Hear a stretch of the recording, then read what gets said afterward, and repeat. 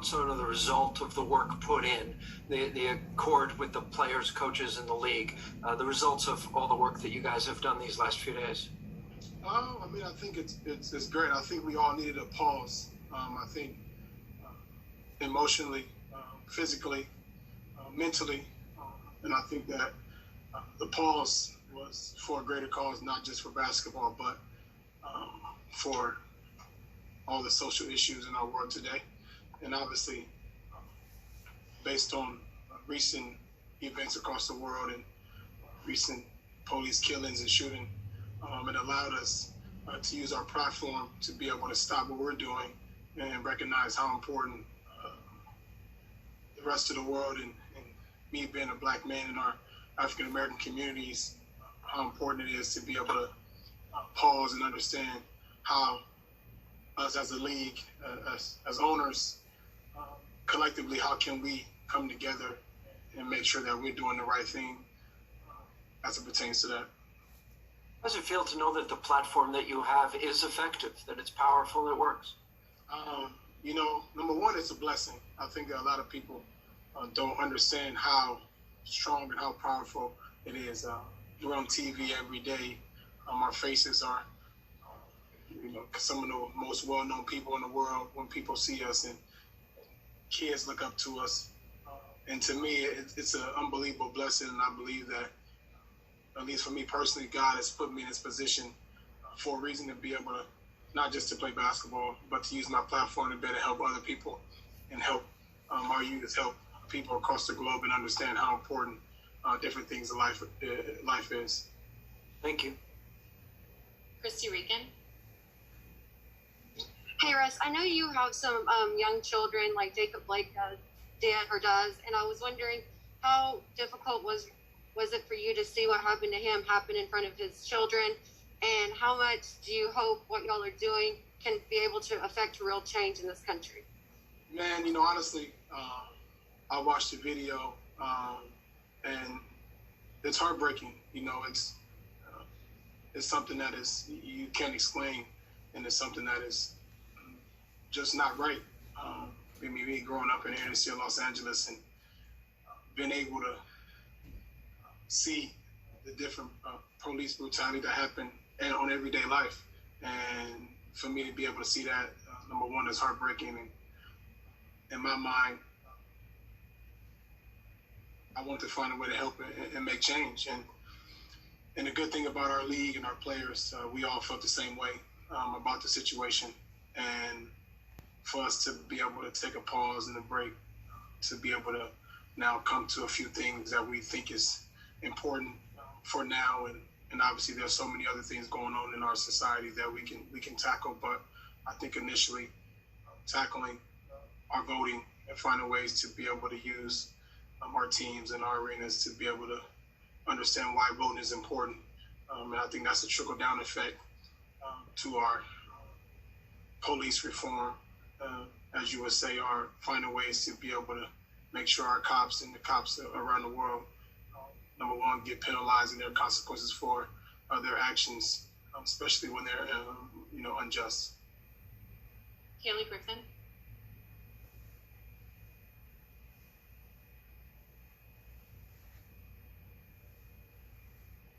Haley.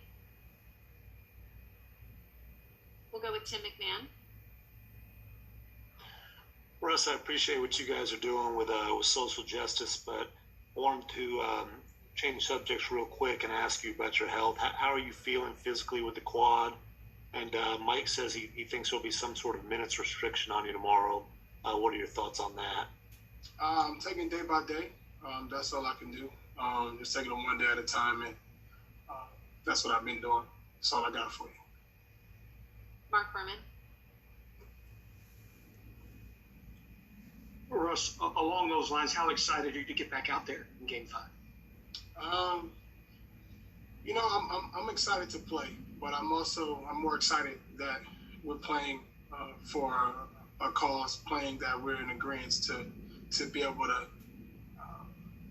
make sure that's action. Like for guys like myself, and I'm pretty sure guys around the league, is we play and we have our names on the back of our jerseys and we have our messaging on the back of our jerseys, and that means something. And it's not just something that we just put on there for fun or for kicks and giggles, but it actually means something. It's actually something that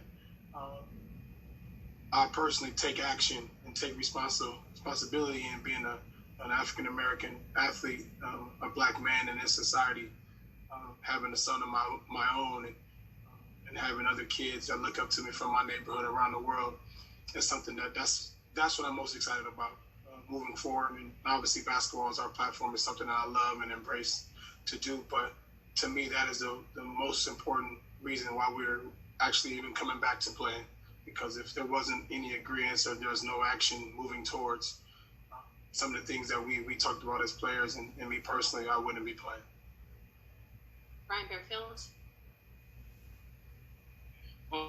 Russ, when you see things like the Jacob Blake incident, how does that make you feel knowing that you have a teammate and somebody you know personally in Thabo Sefolosha who has went through police brutality?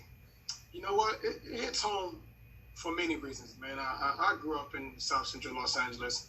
I've been around people, my friends. I have family and friends that been subject to police brutality. I have people that I know, friends that are cops as well. So I've been privy to it all, man. And since I was young, and my parents has always taught me to find ways to be able to use your platform to be able to not one, help your community, but actually be involved and be upfront, and where you are actually in the field and finding ways to be able to help the community. And this year has been crazy. We have the election coming up. There's a pandemic going on where people are losing their lives and families are struggling. It's so much going on at one time, man. I think it's a time where we actually take a break and actually think about the things we need to do and do them. It's a lot of talking, and everybody likes to talk about what they want to do and how they want to do it, but it's another step to actually doing it. And that's what I'm all about, is action and making sure that is happening right away. Dan Wokey. Hey Russ, you kind of touched this, but how close do you think was this season to ending on Wednesday night, Thursday, and then secondly, ownership around this league has committed money in the past, but there are people that don't necessarily agree with you politically and stuff like that. How hurt do you feel by people who may not be on the same side on some of these issues? I know we've heard, because once the NBA stopped, everything else stopped.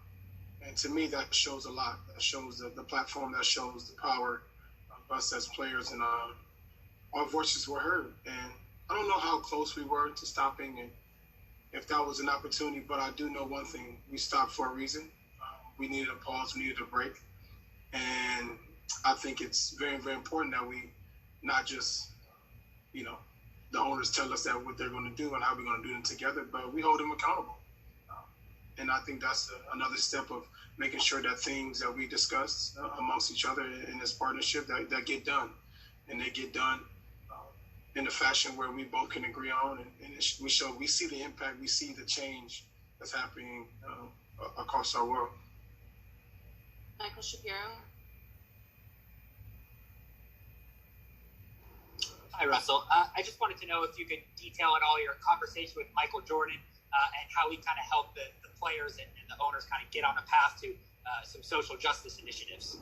MJ has always been huge in finding ways to get back to not just communities, but the African-American community. And me being with Jordan Brand and him being on the side of ownership and being a black owner is huge. And during the meeting and during the conversation between myself, the players, and owners, he was huge in making sure that whatever it is that we wanted to do together, we make sure we get it done.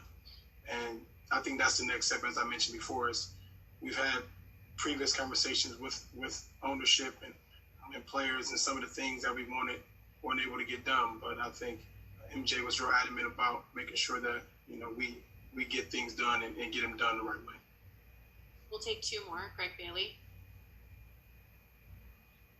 Hey, Russ, how much of a sense inside the bubble with your teammates and other players in the NBA is there that 5 years from now, 20 years from now, you can look back at this and say that you were part of meaningful change and meaningful change in the way that people of color are treated in this country?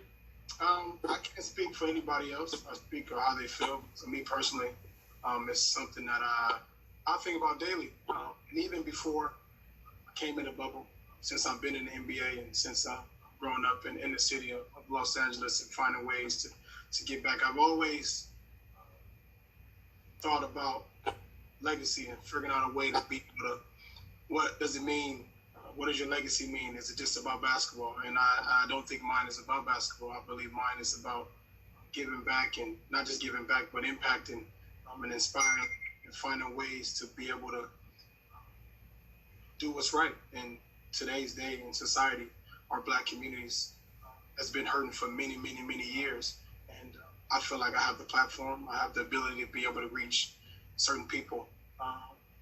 And I feel like it's my duty to make sure that our Black people are heard, our Black men are heard, our communities, our underserved communities are heard, and I'm gonna do everything in my power to make sure that happens. And to be involved with something like this today, I'll be lying here saying if I wasn't putting that on the line first and making sure that I'm a part of history in a positive way, and making sure that, and whether it's 5 years, 10 years, 20 years down the line, that I can look back and say, I was a part of that and I put my best foot forward. Last one, Terrence Harris. Hey, Russ, how's it going? Hey, I just want to ask you, how long, have you always felt empowered in terms of being able to express yourself? And if not, at what point did that kind of come to light that, you have this power and this ability to make people listen? I always felt like this. I may have not always spoken out to you guys about it, but I'm more about action. I do a lot of things on a daily and day out basis in a community that I don't publicize, nor do I bring cameras. I'm more about impacting our people, and they see my face, they understand that I'm serious about helping and inspiring people. And today's day, whether it's social media, you're able to see things that people do, what they say, and I'm more about action. And I've always been outspoken as it pertains to my beliefs on the underserved community, on the Black communities, because that's where I grew up. Because I can say I was one of those kids. I was those kids in the Black community that didn't have access to different educational programs, different things to educate ourselves about politics, educate ourselves about African American history. And I want to be the person that a kid that was my age, or a young teenager can say, Russell Westbrook came back, and it's because of him that I understand, I know about our history. I understand what it's like. I understand the wrongs and rights. And I want to be consistently stand on point to our communities, and it's something that I've always believed in, and it's something I'm going to continue to do.